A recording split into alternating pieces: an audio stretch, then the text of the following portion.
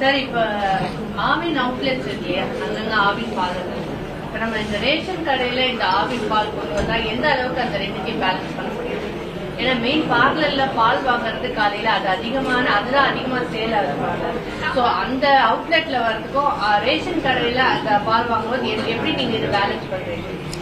இப்ப ரேஷன் கடையில் வந்து அவங்க பால் வாங்கல, மேக்ஸிமம் வந்து ப்ராடக்ட்ஸ் தான், ப்ராடக்ட் சேல்ஸ் தான் நம்ம அங்க வந்து பண்ண போறோம்.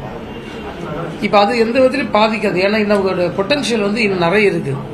இப்ப தமிழ்நாட்டில் வந்து பல ஊரக பகுதிகளில், அதே போன்ற சிட்டியில வந்து அர்பன் ஏரியா, செமி அர்பன் ஏரியாஸ்ல எல்லாம் இன்னும் வந்து நம்முடைய ஸ்கோப் நிறைய இருக்காது.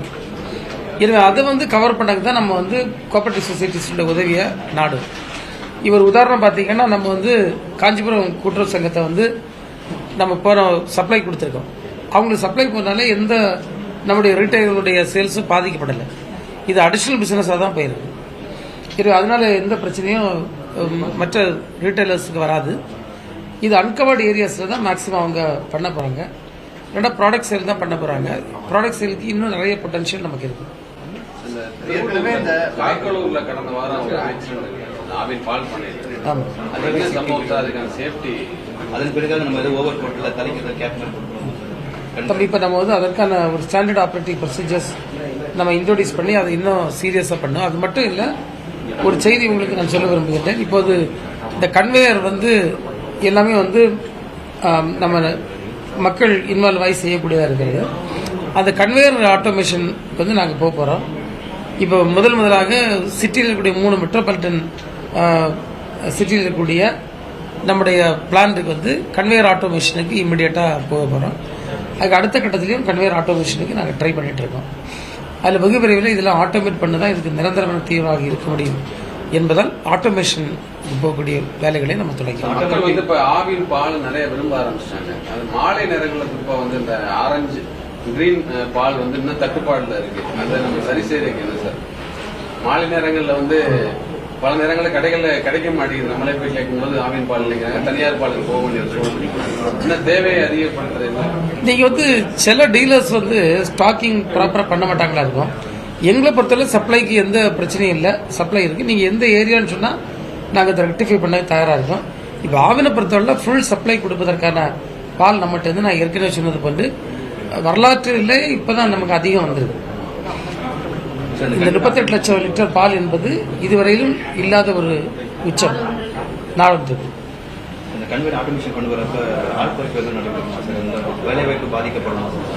தம்பி, வேலை வாய்ப்பு நாங்கள் ப்ராடக்ட் சேல்ஸ் அப்படி நிறைய பண்ண போயிட்டு இருக்கோம்.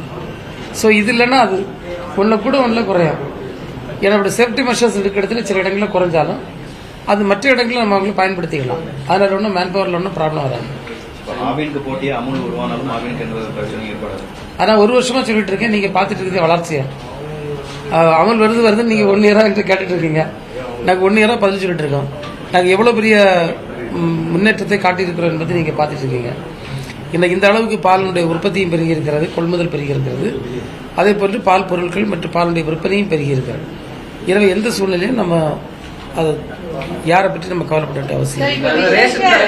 தீபாவளி ஏதாவது புது ப்ராடக்ட் விசேஷங்கள் செப்டம்பர் அக்டோபர் வரும்போது எல்லா இதுவும் பண்டிகைகள் வருது. சோ ஆவின் என்ன மாதிரி கவர் பண்ண போறீங்க மக்களை? இந்த ப்ராடக்ட்ஸ் புதுசா ஏதாவது கொண்டு வர போறீங்களா?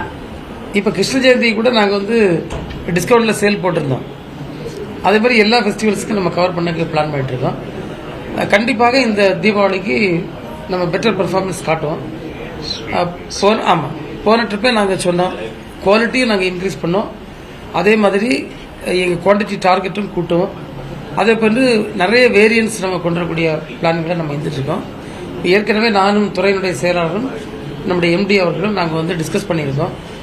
இன்னும் என்னென்ன மார்க்கெட்டில் டிமாண்ட் இருக்கு, அந்த டிமாண்ட்ஸை ஐடென்டிஃபை பண்ண ஸ்வீட்டாக இருக்கட்டும், கர்டில் இருக்கக்கூடிய வெரைட்டிஸாக இருக்கட்டும், யோகட், லஸ்ஸி போன்ற மாதிரி இருக்கட்டும், அதுக்கு ஏற்றபடி நாங்கள் வந்து ப்ராடக்ட்ஸ் டிஃபைன் பண்ணாங்க.